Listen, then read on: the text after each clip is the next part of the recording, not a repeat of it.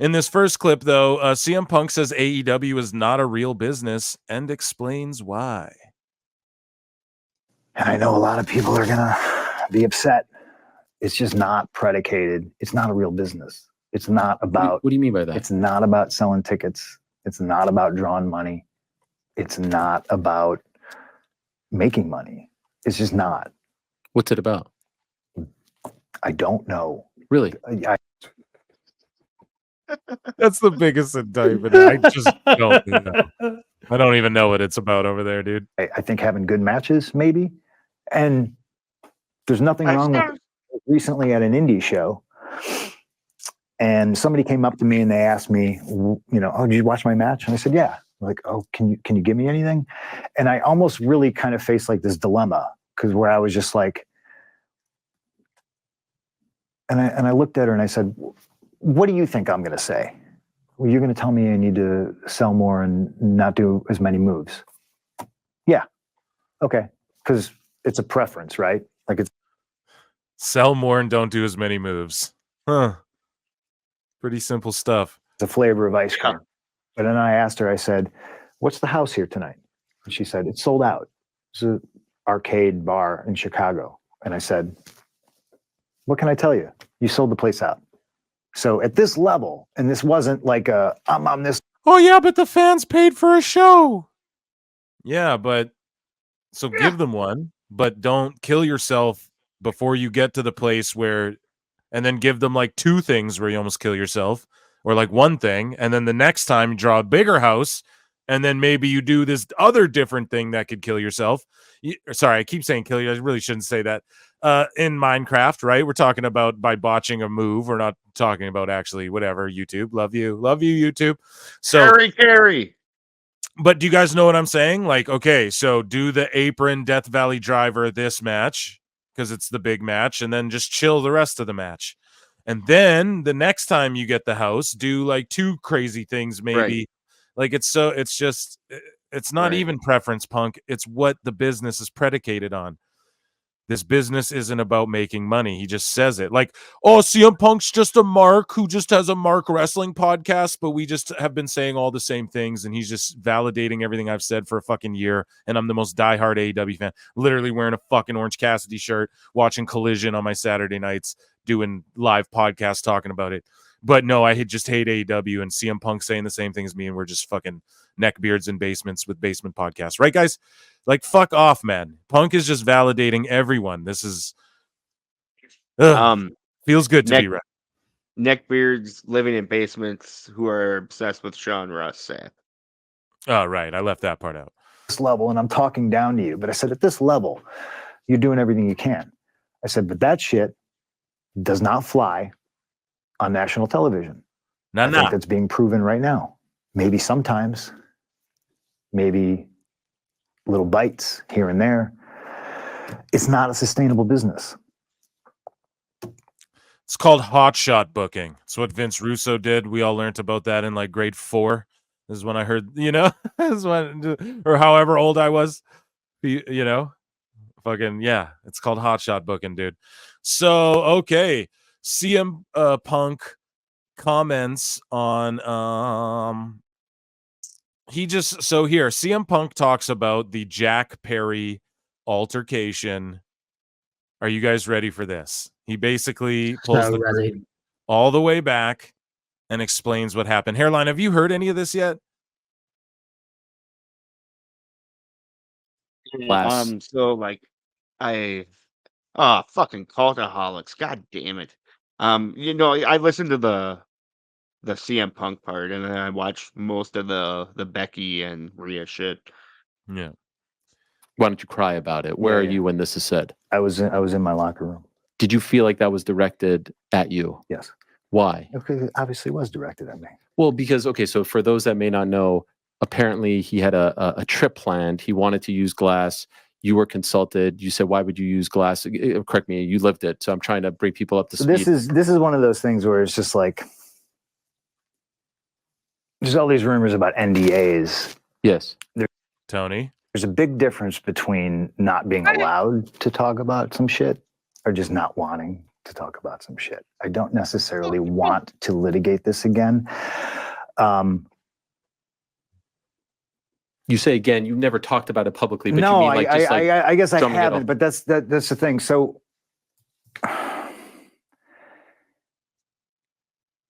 Tony's big idea was separate show. We're going to separate everybody. And I said, that'll never work. Just let me go. So he told him, that's not going to work. Just let me go. So he told Tony what was going to happen. Just get me out of here.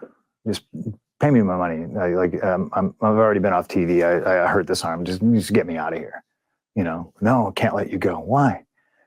Just let me go. Who cares? It's best. I mean, these guys don't want me here. This isn't. These guys don't want me here. Huh. Who? I wonder who. This isn't a real business. This isn't a business predicated on making money, drawing money, selling tickets, you know. So do you guys believe Punk said to Tony, this isn't a business about making money? Like, do you think he even went that far? Or do you think he's just sort of adding a little extra here? Oh, I do. No, I absolutely do. Because if you think back to the Brawl Out press conference, you remember he was sat next to Tony and he said, I've got a business to run here. Mm. And his whole thing is that what Phil's genius is that he thinks of not only the people that he works with in terms of the promotions, WWE, AEW, even Ring of Honor, right? He thinks of himself as a business, the business of CM Punk, the business of how that puts 600,000 people on your rating on a Monday night because he's got a microphone in his hand. He thinks about the fact that I can be the one and possibly the only person to get $1 million gate in AEW history because of him, because he can fill the United Center for an appearance. That's rumored, you know? So he thinks about his brand. He thinks about his business because, again, it's in the business of making himself money, but it's also the business of making everybody else make money off the back of it. And when you approach it from that perspective, you take what he says to Tony extremely seriously, because if he gets a sense that he is not in a serious business, there's going to be a problem, because what can happen is that your lack of seriousness in business can harm my brand, can harm my ability to make money, harm my ability to sell merch, draw houses, etc. And you know what? Phil was not on any level going to stand for that. And if I put myself in the same situation as him, I wouldn't stand for it either. Yeah, and he said that nothing he said at that press, like the reason he felt comfortable saying what he said at that press conference, because he owned up to like, yeah, it was unfavorable, but he's like, this is nothing I didn't say to Tony behind closed doors, right to his face before. He's like, that's why I felt comfortable saying it in front of him. And he's like, also, they all come to me with their problems. So you're going to hear how they come to Punk. So he's already saying, just let me go. They don't want me here. So Tony goes, no, we'll separate the shows. And then he wants Punk to run the show. So Punk's like in charge of the show, right? And so he's in charge of the thing. And then they're coming to him with problems. So that's why at the press conference, he's going, no, like, we got a business to run. Now, obviously, Collision came after all that. But it's just the fact that these wrestlers, like, when they come in and you see it with Danielson, they are like Tony expects them to like police his business as well as the locker room. Like, you can't, Bubba Ray Dudley says it too. You can't put boys in charge of boys. It never works. No.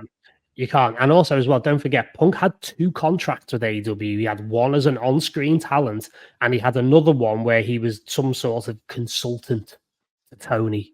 So when people talk about, oh, the boys being put in charge of the boys, totally agree. But he had a contract which stated that he had some sort of say in the creative, which again was transferred over to Collision, which is why he got all his boys over. House of Black, Brody King, FTR, etc., etc. So he was, even though it was possibly the wrong thing to do, he was perfectly within his rights to do so. And that's why people like Tony Schiavone are coming to him with problems and saying, hey, you know, Jack's giving us a bit of an issue here, because he actually had a contract which stated that he had some sort of say over what was going to go on. Yep. And I think there's lots of wrestlers with that as well. So, but yeah, let's keep listening to this. Doing business, it's not what it was sold to me as. So let me go. No, I can't let you go. I'm going to do this new show. You're going to have blah, blah, blah. And then the second day we have this show, I'm sitting in catering, minding my own business. And Tony Schiavone comes and gets me. And he's like, hey, I really need your help. And I was like, what?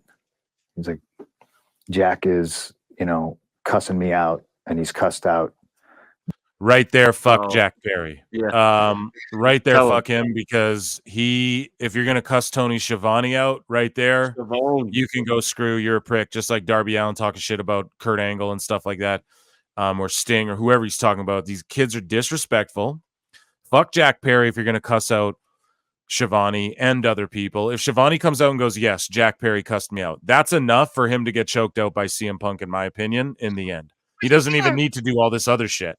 Just him cussing out Schiavone in the old days would be enough for him to get smacked. Now, this ain't the old days. Yeah, true.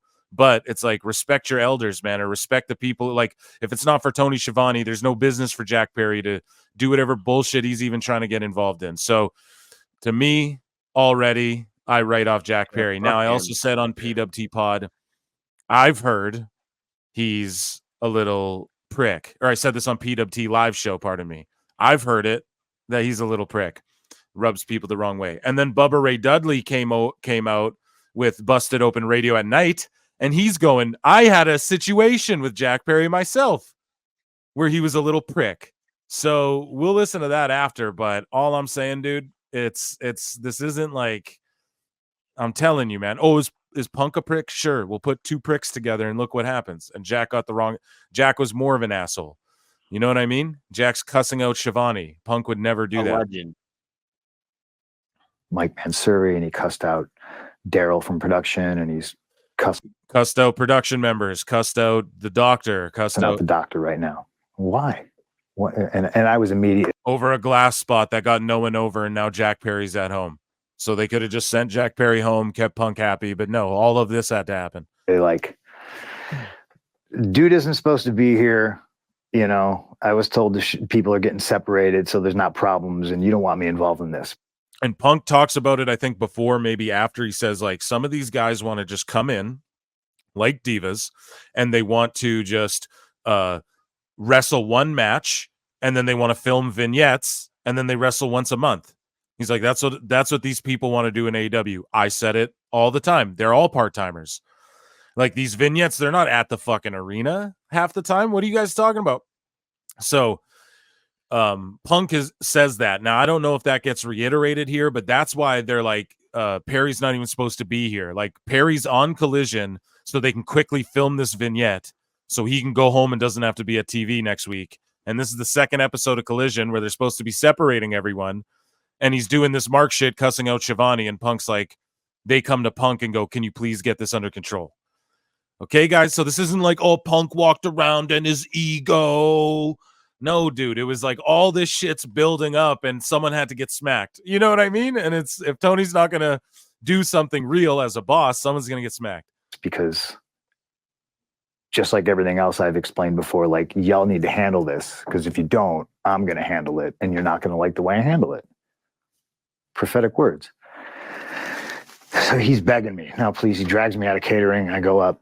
Hook and Jack. Punk wouldn't tell a lie on Schiavone like that either. He got cussed out and was begging me to deal with Jack. He's not going to tell that lie on Schiavone. There's no way he would disrespect him that way, and that's why I believe this. Or doing an angle. I don't know anything about Jack going on vacation. All I know is there's a litany of people that don't want. They work one day a week and they don't want to. So they want to show up and wrestle and then film vignettes and then sit at home for 4 weeks. Great. Not my company. Do what you want. See, right there. So, yeah, there you go. That's the culture back there. It's a TV show, guys. This isn't a wrestling company. This isn't pro wrestling. This is a TV show with, like, stunt gymnastics. Cornette was right this whole time. But not on my show. that was my attitude. Goddamn so right. I said, Tony, you really want me doing this? Yeah. And I walked up to Jack, and he was sitting in a car. What he wanted to do, it was a rental car. What he wanted to do was smash the window of the rental car with a pipe. And I was just like, it's a rental car. And I very politely, because I like Jack, I was just like, Doc's told you no, Daryl's told you no, Mike's told you no, Shivani's told you no, and now I have to tell you no. And apparently you've cussed them all out. So I'm telling you no. We don't do that here. If you want to do this, go to Wednesday and do it. Go to Wednesday and do that fucking mud show shit. Right? And he had no problem. He said, okay. He said, well, I just thought it was a really cool idea. And I said, it might be, but this is a rental car. Boys ruin it for the boys. You're going to smash the window of a rental car and you're going to return it with no fucking window. And now whatever national budget hurts, whatever is going to be like, oh no, it'll have a window. I'll pay for it. I swear. Like that's yeah, what they great. think. It's just a playground, dude. Don't rent cars to pro wrestlers anymore. This is a thing that's happened. Right. This is, so I wasn't trying to throw my weight around. I wasn't like, this is my show and you gotta get out of here. I was just like, this is fucking dumb, man. And he wanted to do it so he didn't have to fly back to Canada. And I, sorry, man, we're privileged to be in this business. We're privileged to do this for a living. Like, I get it. I didn't want to go to Canada either. All the flights were delayed, canceled. Everybody's travel sucked. What's wrong with Canada, guys? What's wrong, buddy? Yeah, dog, he bodying you. Yeah, dude. But to come to this new show when everyone's supposed to be separated to get rid of all the drama, and then, swearing at the doctor because the doctor's like, it's real glass. You're going to, like shit's going to go in your eye. Like, yeah, Darby. People Darby are like, about you. That's what I mean. People, when I said that, I was like, dude, the fact, like the security, like no one, when Darby jumped through the glass and there's like no one there checking on the audience, and people are like, well, what do you expect them to do? And it's like, well, bro, how about have some, like the doctors are here telling these, hey man, glass might get in someone's eye. That's a real thing. Like Conor McGregor got sued over that shit. You know what I mean? Like that shit happens. So like there's laws, bro. You can't be like breaking things without people having like hard hats and shit in certain, if shit hangs a certain height above people's heads and stuff. Like there is law. I know it's, oh, what are you like? No, I'm not. Like I've been to indie shows where shit comes flying. I'm just saying, like at a certain level, like you have doctors back there with common sense, but Tony Khan's just like, no, you guys just do what you want. Just ask Punk if it's okay. Like what is this? Like where's the protocol? Like, okay, at a pay-per-view it's okay, maybe the Sting instance will take the chance, but on Collision, let's not take the chance. There's no one there. Like there's no checks and balances, man. And I get it. I used to be that kid that was like young and I want to do this, but there's a safe way to do it. And I politely explained that to him. I didn't raise my voice. I didn't cuss at him. I was just like, I very much just said, we don't do that here. This is Saturday. It's a different show. If you want to do stuff like this, do it on Wednesday. It was very personally. And that's fine because I've done that before too. But it's very much who he's friends with. Young Bucks. And shit never got squashed. Nobody's in charge. And it turned into what it turned into. So he says that, clearly a shot at you, as you said. Match is over. He goes to the back. What happens? I went to Tony and I was just like, which Tony, by the way? Khan. Okay. And I was like, please handle that. Like, please. And he was like, what do you want me to do? And I was like, what do you want me to do? Oh, I don't know, Tony. Like Tony's just sitting there with the headset on. Ha! This is great. Ha! I like that. Oh yeah. Like, do something, man. Jesus Christ. It's so crazy. Like Jack Perry's lucky he even had a match on that card. Paul Nolan was there. How good was that match? The match fucking sucked. Sorry. The match fucking sucked balls. It made no sense. It actually made no sense. And honestly, you could tell something had happened by the way even Punk had come out to the ring. Like, there was just a vibe. Like, I'm not projecting after the fact, but you could tell by the way Punk walked into the stadium that, yeah, that's pissed off Phil, shall we say. Fuck, and then he just had such a good match with Joe. And then Punk Best goes on to match say, tonight. he's like, Punk's like, I had guys in my back who have my back. I'm not going to say who, but I know who it is. It's fucking Brody King and Malachi Black. Malachi Black trains Duke Rufus.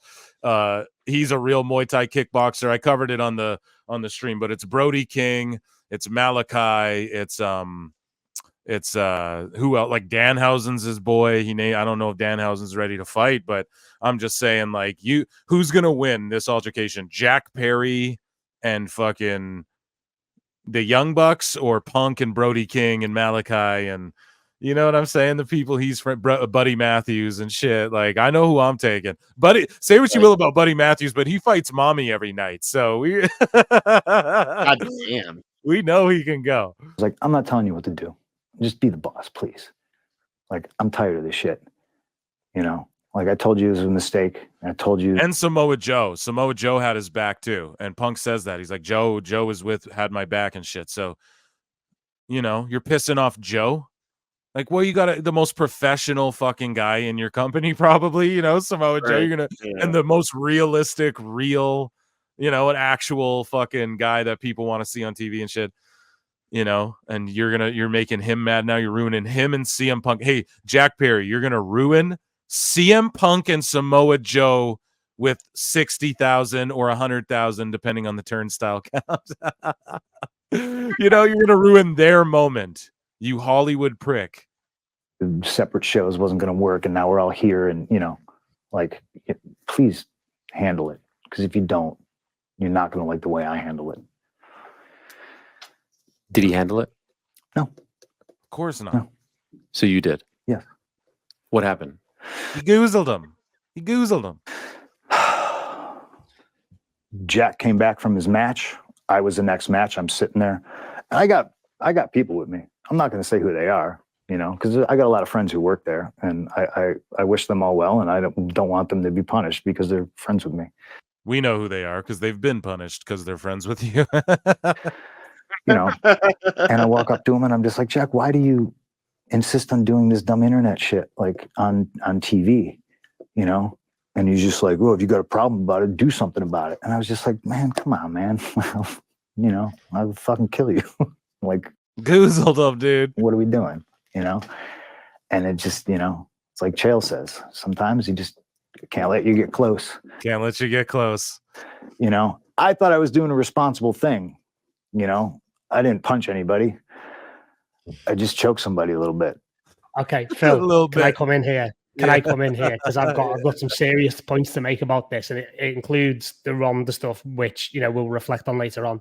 So a lot of people were commenting like about that line, you know, oh, I just choked them a little bit, and all these dweebs who are allergic to gyms and have never had a physical confrontation in their life are like, oh my God, that's so deranged, and he's such a psychopath. And it's like, no, dude, he's a trained fucking martial artist. Yeah. What's going to happen when you step up to somebody like him? And I can tell you, because I also, you know, practiced Brazilian Jiu-Jitsu.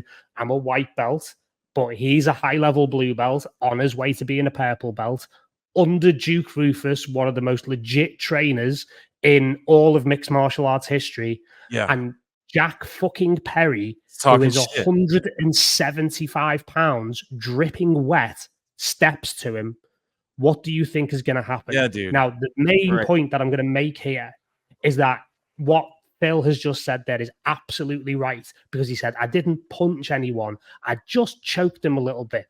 What you are taught, and if your jiu-jitsu gym is any good, what you get taught on your very first class of Brazilian Jiu-Jitsu in your life is that the most humane and responsible way to finish a physical confrontation is through doing exactly what Phil did. Exactly. Because basically what he's done, I believe he's put him in a front face lock, which is kind of like almost like a stood up guillotine. And what that is, it's what's known as a blood choke. Yeah. So what it will do is that it will subdue the person so he can't do any physical damage, not just to you, because yes, it's a one-on-one confrontation, but things tend to spiral out of control and get very unpredictable very quickly in physical confrontation. Yeah, absolutely. People die, dude. People fucking die and break their necks and stuff like that in fist fights. People don't understand, especially when you don't know how to fight. And Jack Perry doesn't know how to fight. And CM Punk does know how to fight. And Paul Nolan's hit the nail right on the head. Right on the head. So basically, like, just to finish up on all of this, I don't want to take too much time, but basically what Phil has done as a martial artist is exactly what you are taught to do. Because if Jack, and then basically it's all in Jack's hands. If he decides to struggle more, the choke gets deeper and he goes unconscious. Right. If he goes unconscious, you just walk around the other side, lift his legs up, and the blood will go back into his brain. The trigger people, no though, damage. Like, I mean, I train jujitsu too, man, and the people who are triggered, they think that choke is so violent, near death, and all that, but it's like, you don't understand. You can do okay. So here's the other options. He gets a hold of Perry's arm and then breaks it, and that could do lifelong damage. Or what does he do? He bludgeons him. He ground and pounds him, gives him brain damage, cuts him up, bloodies him up. What are the other options, dude? Now, Tony Khan said there was blood and stuff. Okay, now, like, if you know too, you're going for a chin choke. People will chin choke. Like Punk, what I think happened is Punk just got around his head and just started gooning him. Like, you can just squeeze and like chin choke someone and I mean, you get bloody mouths from that all the time. Anyone who's ever rolled knows that. And also to what you said, it's humbling. If you've rolled, if you're a white belt, no matter what stage you're at, you get choked out by people higher than you and lower than you, and it's humbling. And I said this on the live show, people make fun of John Moxley even for getting reverse triangle choked from some guy who works at a restaurant or whatever. So, some of the best fucking grapplers are just random dudes, okay? So that's nothing to be ashamed of, and everyone gets caught, and when you roll every day, you get beat, man. People, Absolutely. It's like a puzzle. It's like playing a 100%. Chess game every day. Like 100%, Phil. And people don't have as much of an appreciation because they get a bit armchair quarterback when they sit there and they watch the UFC and they sit there and go, "Oh, well, I would have rolled out of that armbar." And it's like, you fucking wouldn't. No. You haven't got a fucking clue what you're talking about. No. At the end of the day, like, Phil deserves a lot more respect for the fact that he actually made, as he said in the interview later on, I made weight. I made the walk, I trained, and I got in there. And honestly, like, Phil, because, like, obviously, you train jiu-jitsu as well. The honest answer is that even at white belt, if you train regularly for a couple of months, it is terrifying how much of an advantage you have over 99% of humanity because they don't train. They do not know how to intelligently defend themselves. And it very quickly wakes you up to a responsibility that you have to wield that skill incredibly rarely and in certain situations. And Phil, all right, there's egos involved and everything else. But if Jack stepped to him, again, like, it's all on Jack, because like you said, that could start with a little bit of choking. That could have ended with a dislocated shoulder, broken arms, knee bars, whatever you want. Like, the guy could have put him in crutches for 2 years. Do you know what I mean? It's one of those things where it's like the marks and the sweaties basically have no idea what they're talking about because they've never been in a physical confrontation of any description. So they resort to this triggered, like, traumatized kind of response. And look, I've got no problems with that. At the end of the day, we've all had our traumas in life. However, you have to look at these things objectively. And the fact of the matter is, Punk is very old school. He's not going to tolerate it. Like I said, he's protected himself as a business. And basically, like he said, it's not as if he didn't give him fair warning. He kept saying all the way through the interview, handle it, because if you don't, I will. And if I do, you're not going to like it. And, you can't say fairer than that, but it just exposes how these things set in and the rot sets in.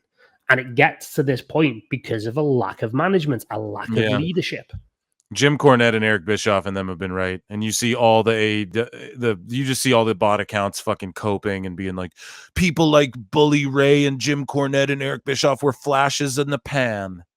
It's like, what, bro? What the fuck you talking about? Flashes in the pan in this industry. Crazy. Samoa Joe was there. Mad as fuck, apparently. Mad as shit. Because this one rapper, I forget who was backstage. Who was it? He went on some like Sirius XM radio show and was like, yeah, Samoa Joe was like screaming, like mad at people and shit, you know? So he had Punk's back and shit, obviously. Like he was, you know, I don't know. Told me to stop. And then I quit. I turned to Tony and I said, this place is a fucking joke, man. You're a clown. I quit. You're a clown. Oh no, I'm not. I gave you more time. I went to my room, and then Joe and Jerry Lynn came and got me, and they're like, let's just go out there and kill it. And I was just too fired up, and I'm fired up now, and I'm probably going to regret. So Punk, man, he just absolutely bodied Jack Perry there, bodied AEW. And I love the bit at the end there, Phil, where he's like, yeah, basically left the stadium, went and got a Nando's with the boys and went back to the hotel. And it was just exactly. Like absolute king moves. So here is, so Punk calls him a clown. We just covered that. I think we covered him saying they're not about selling tickets, right? We covered that one. And so full detail, we went through that. Sorry, I bookmarked everything. If you guys can't tell, I just bookmarked everything to do with what is going on, what happened here, just for the show, because we're going to get to Meltzer's response to all this, but I just want to make sure we cover all of the Punk stuff quickly. So Punk talks about a little bit more about AEW. And then he talks about, I got some stuff about him and WWE quickly here. So these are some short ones. AEW existing versus AEW being successful. Do you think they'll be around, like, given the fact that you say, like, will they be around in? This is a loaded question. I think like the company, as a whole, I think it's always going to exist as long as Tony wants to put money into it. Okay. Oh yeah.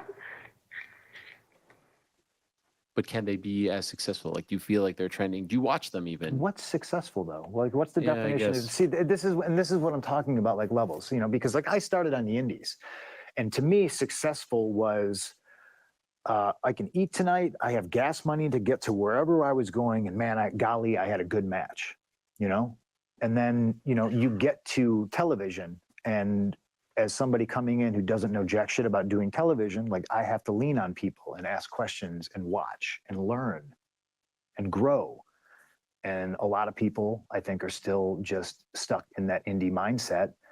And again, it's where I came from. There's nothing wrong with it. But if you're more happy with some goof saying that you had a 5-star Dave Meltzer. Batman. And the building's a quarter full. We're not in the same business. Right. Couldn't have been said any better. Couldn't have been said any better. Absolutely phenomenal. And so CM Punk goes on to talk about WWE a bit quickly. So here is Punk talking about sort of the differences between the doctors, I would say, not to maybe stretch. Maybe people go, that's a reach, but I don't know. I think he made it a point to say this. Sorry, I got distracted for a second.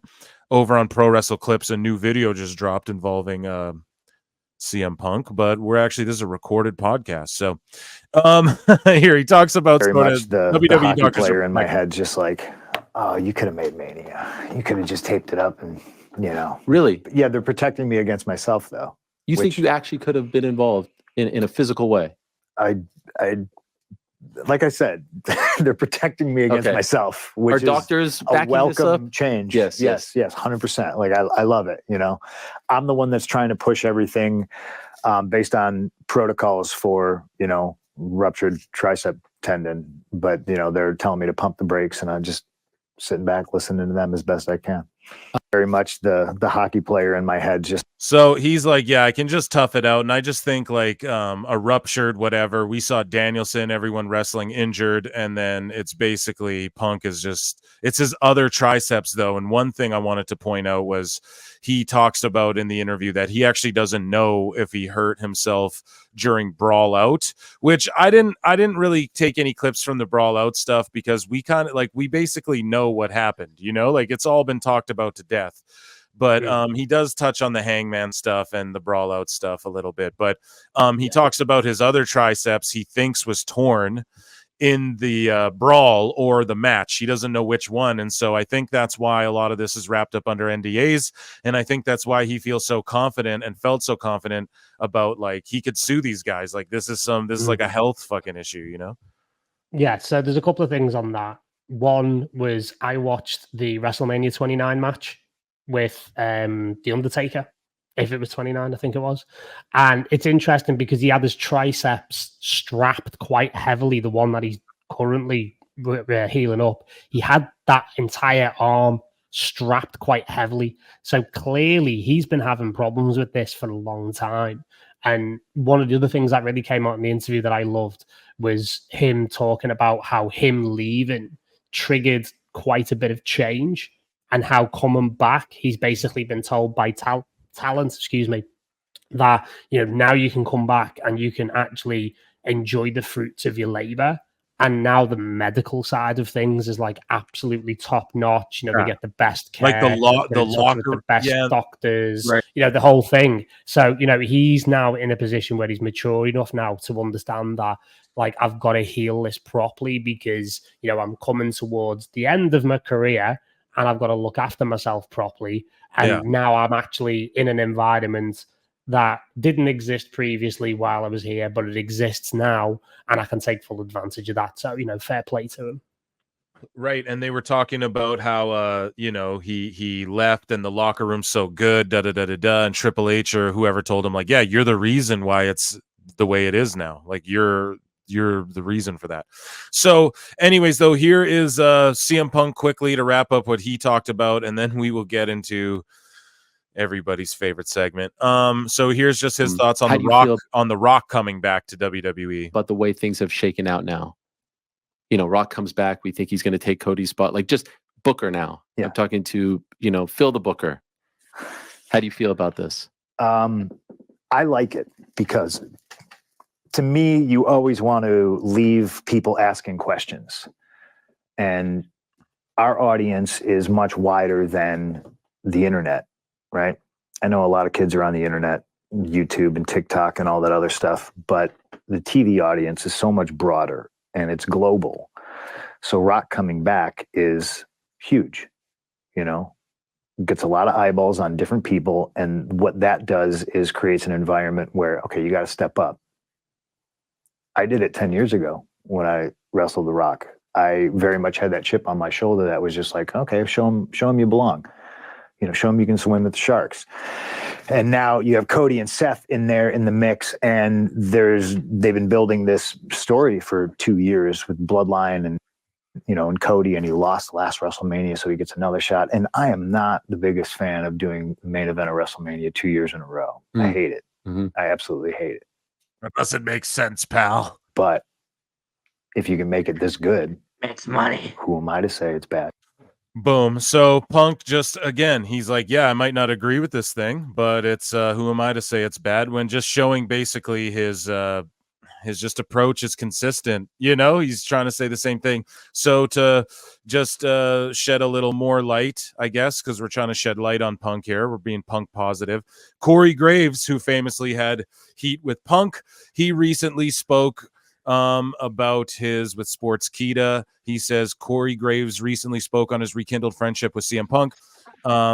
So the day of the Royal Rumble, it's at Tropicana Field. I actually got to pull him aside for a few minutes and we cleared the air, had a nice long chat. We both apologized for some things over the years and realized this is where we both belong. This is where we both want to be. And yeah, it's been really exciting time for me personally to be able to rekindle a friendship that meant so much to me over the years. And I'm truly excited to have Punk back here under the WWE banners. And, you know, just, I wanted to bring that up because a long time ago they had beef and Graves was shitting on Punk for ghosting him.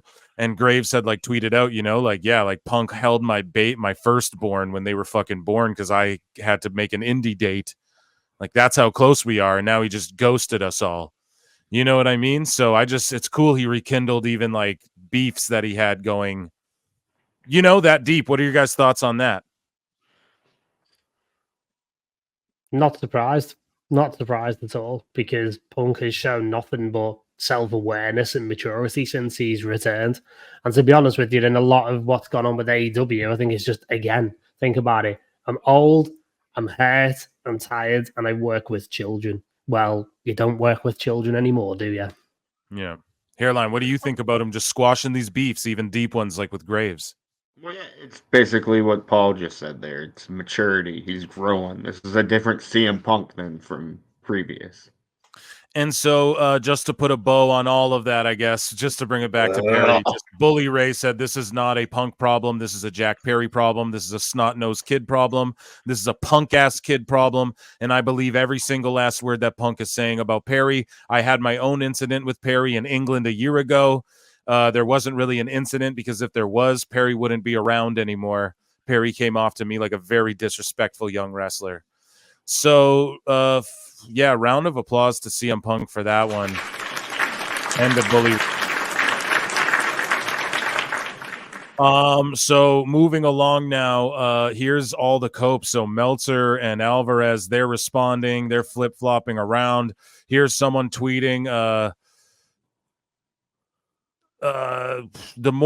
here's someone saying, the more I listen to CM Punk interview with Ariel. Oh, wait, sorry. Before we do this, yeah, hit the flute, dog. Hold on, guys. It's everyone's favorite moment. Paul Nolan's favorite segment, Hairline's favorite segment, Phil's favorite segment of the week. It is Dave Meltzer's dumb moment of the week, featuring Bryan Alvarez.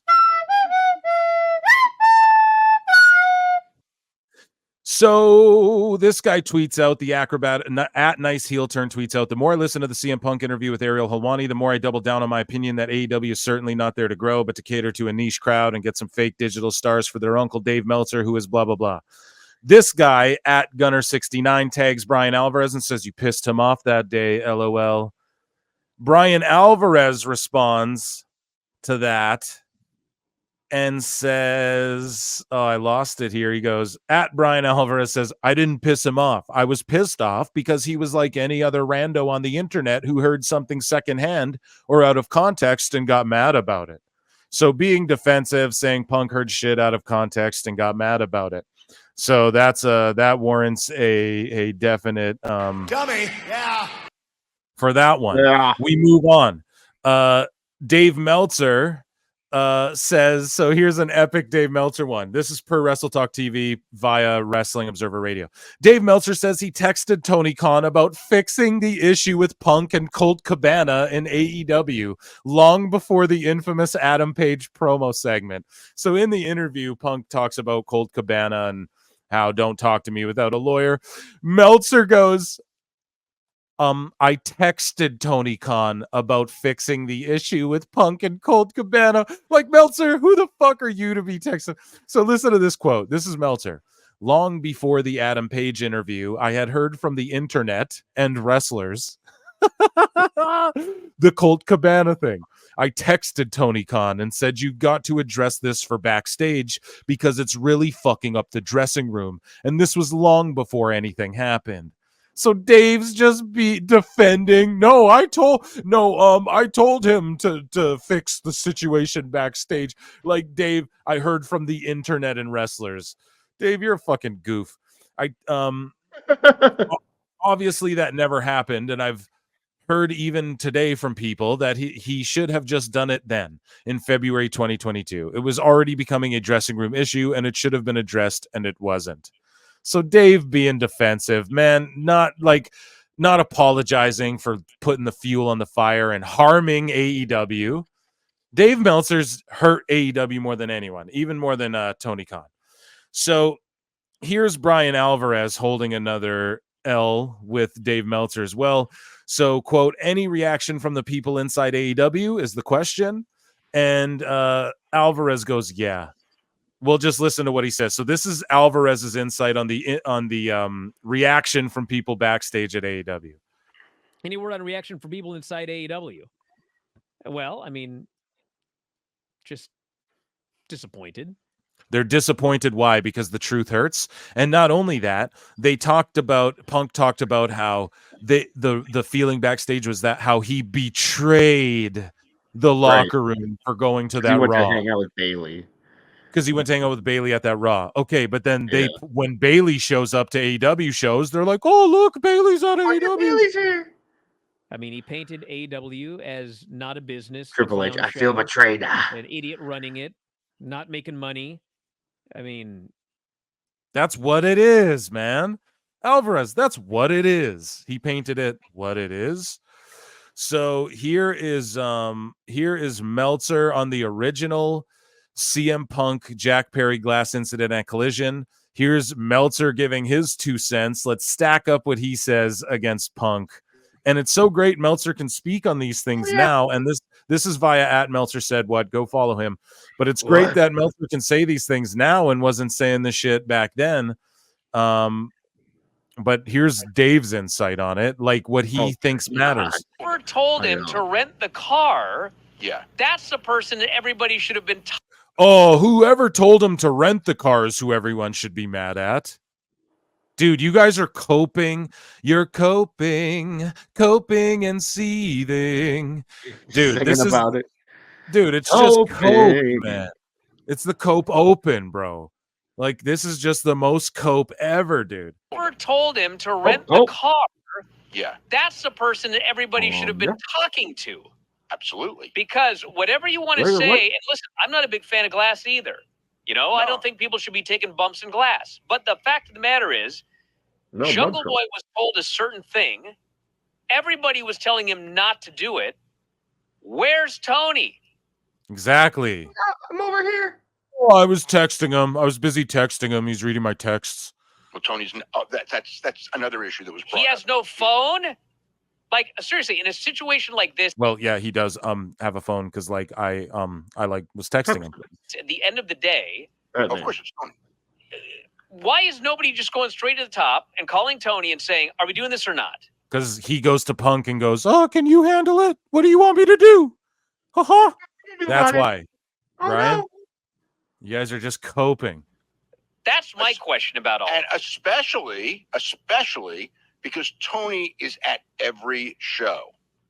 It's not like Tony is, there's like a week. Sometimes maybe Tony's away for soccer and he's not at the show. He is at every show. He is the only person, as far as I know, I don't think there's an exception, who has been at every single AEW show.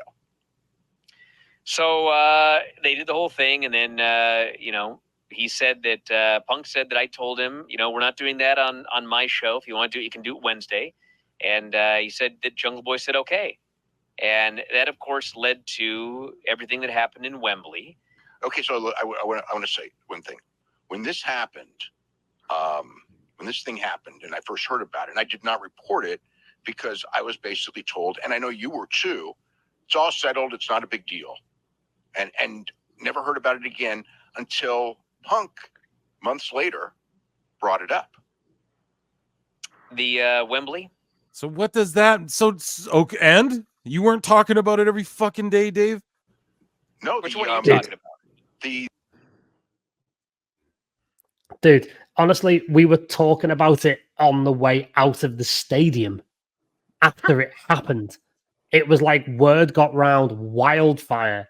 Like there were people running up to like me and other people on the way out of Wembley, because the way it works at Wembley, it's unfortunate. Like there's one big tunnel that goes in and out. So it takes you about 45 minutes to an hour to get out of the whole stadium complex so you can get to public transport. Like it takes forever. It's really badly designed. And that is all people were talking about. What's happened as he strangled him. That's what the rumor is. This is what's saying this on Twitter. So for him to say this is fucking bullshit. I'm sorry. Like it was all over the place, like within minutes. Like it was the talk of the show during the show. Before Mox got done doing whatever bullshit he was doing. Story with Glass. Paul Nolan versus When did he bring it up later? Well, wasn't that the whole thing where he talked about? How did the Glass story get out? You, Dave. I don't even remember how the Glass story got out. I mean, that's what I don't remember. I thought everything was settled. You don't remember. I could be wrong. I could be wrong about that, but that's how I recall. Yeah, I don't remember. I just know that I knew the story, and then Wembley happened. I knew the story, and then we were at Wembley, and then he said, "Cry me a river," and I remember seeing that, going like, "Ah, God." It's like, you know. Jesus Christ.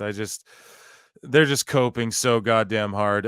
Here is Dave Meltzer. I think I might have read it. It's him. He goes, I texted Tony Khan.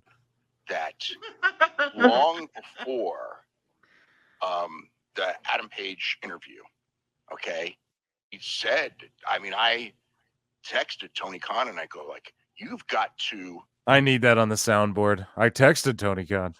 Dude, yeah, we read this, but it's him hoping like, oh, I texted him and blah blah blah blah. So Phil, the one above where Dave absolutely incinerates fucking Bryan. Right. Yeah, I was saving her here. So here's so the last bit for the Dave Meltzer / Bryan Alvarez Figure 4 Wrestling Observer orgy dumb moment. Here is Dave Meltzer actually getting one over on Alvarez for once.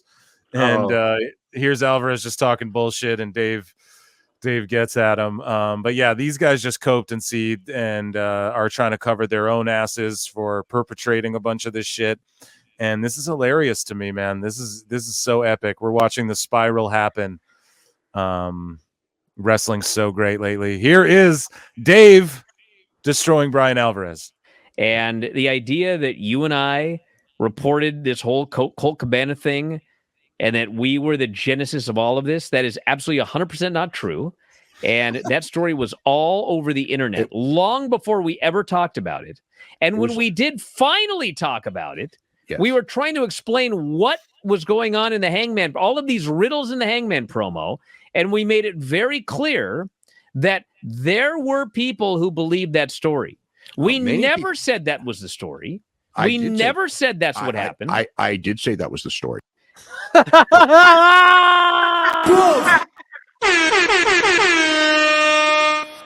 Dummy, yeah. Dave even goes, no, I did say that was the story. It's because they're doing all these copes and lies. And so, like, Alvarez is just saying everything and anything to cover his own ass because he knows this is the end of the fucking plank for these guys. And Dave Meltzer goes, no, I did actually. I did actually say that. Make us look fucking stupid. I love it. So here's the last one on Dave. He noted that WWE's interest in bringing CM Punk back started about 10 days before Survivor Series. So now Dave is trying to confirm the fake work story that Punk told about him signing. And I brought this up on Toonie Talk Wrestling. And then Sean Ross Sapp, I saw, oh, sorry, but it's funny. It's because it's being memed on Reddit. So SRS is being memed on Reddit for it. I didn't meme him, but I saw it. Okay. r/squared circle. People are roasting him. So CM Punk has confirmed on the Ariel Helwani podcast, Fightful's report, our SRS's report that the deal came together quickly and all this shit. Like, it's just ego stroking. Who can be right about this? And now Dave is confirming this work because I pointed it out. Like, oh, you guys really think Punk remembers everything that happened in AEW a year ago and shit, crystal clear. But he doesn't remember what happened 2 months ago at the Survivor Series deal where that came together in 2 days. Guys, he's working. This isn't, Triple H and Punk himself confirmed the Fightful report. No, they didn't. They're working, bro. There's no reason. What it is, Phil? Yeah. They're retconning their own lies in the same way. Or misinformation. Star Wars. We're told other shit. Are trying to retcon everything back to those bullshit sequels they made. So it's like, we're trying to make this make sense after the fact. So let me just fill in my own plot holes here. It's just like, dude, it's just this deal. Like, Punk knew he could just walk out of there, go back to WWE. He even talks about on Ariel Helwani how he's on a plane and then randomly Jason Jordan, who works in the office, is randomly on the same plane as him in Chicago. Oh, hey, Jason. And then we start talking, and I run into boys from WWE. Punk was meet. That's how they meet, bro. Paul Nolan knows this. That's how you do a low-key meeting, bro. You get on the same plane. Oh, Jason Jordan works in WWE office. Guys, I'm telling you, I'm telling you, people on the MMA world thought he was going to fight at UFC 300. And I was like, that is not happening, right? I was like, it's got to be WWE. So, and they teased it with the graphics in the background. People are doing GTSs on TV. Punk in this interview goes, yeah, it's weird. You know, people were like doing GTSs. And I was like, oh, that's weird. And they're making references to me. And I'm like, hey, that's totally weird. And it's like, yeah, no. And then SRS has to pat himself on the back. Oh, no, yeah, he confirmed my report when he's clearly bullshit. He's trying not to get fucking like in legal like, come on, guys. Like, it's just so funny. It's just it's like Paul Nolan says, wrestling journalism is an oxymoron. It's redundant, doesn't even make sense, and it's just little kids playing in a sandbox. That's literally what it is. And so we're here to cook it and laugh at it. So anyways, Meltzer just basically tries to act like he is in the know now that Punk said what happened. So he's just reiterating what Punk said. There was stuff and it went cold. I don't know if it was between lawyers, but there was stuff and it was denied. And then Paul Levesque was going to go out to the pay-per-view and say there was no interest, but no one asked the question. I was told the interest from WWE was 10 days earlier. So they probably started thinking about it 5 days before Survivor Series. That's the backstory I was told afterwards. It was about 10 days as far as first decision.